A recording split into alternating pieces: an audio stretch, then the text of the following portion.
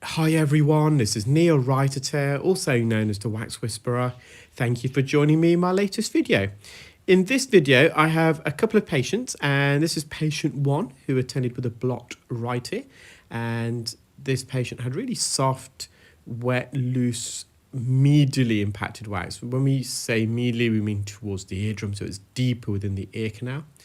And they had quite a narrowing of the ear canal as well in the midsection. Where I am now, you can see on the right hand side the ear canal wall, and the suction probe, which is about 2.1 millimeters in thickness, can just get past that narrowing. Beyond that, as you can see, the ear canal widens, it protrudes back out again. Having a bit of difficulty to suction this wax because of the consistency.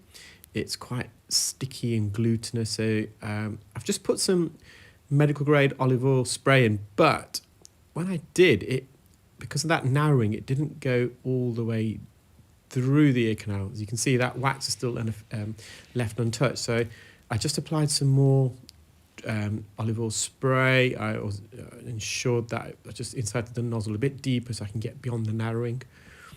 And now that oil has started to penetrate that deeper wax. So I'm just going to stretch the ear open, and I'm now slowly going to work away at this wax. At times it might be slightly blurry, and that's because I'm actually performing microsuction whilst the oil's in the ear. So not only is the suction probe vacuuming the wax, it's also suctioning some of the oil, which can cause a bit of blurry. So I just had to be careful.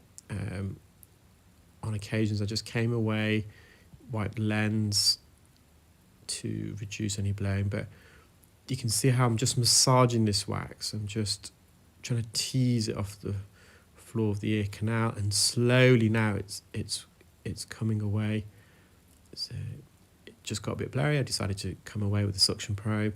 Going to re-enter the ear. And just by loosening the wax, as I did there, the patient did notice an improvement in the hearing, because this plug was completely occluding the ear canal wall. There's no sound or air managing to get through the sides of the plug.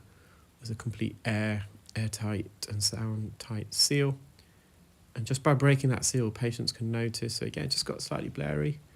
I did need to use the oil though, otherwise it'd be very hard to remove this plug of wax. It's just too deep to use a Jobson horn or an ear hook. In fact, an ear hook would just slice through this. A Jobson horn would have to go in and behind the wax plug, which would mean making contact with the canal wall, which would have been really uncomfortable for the patient, given that we're on the bony part, the osseous portion of the ear canal.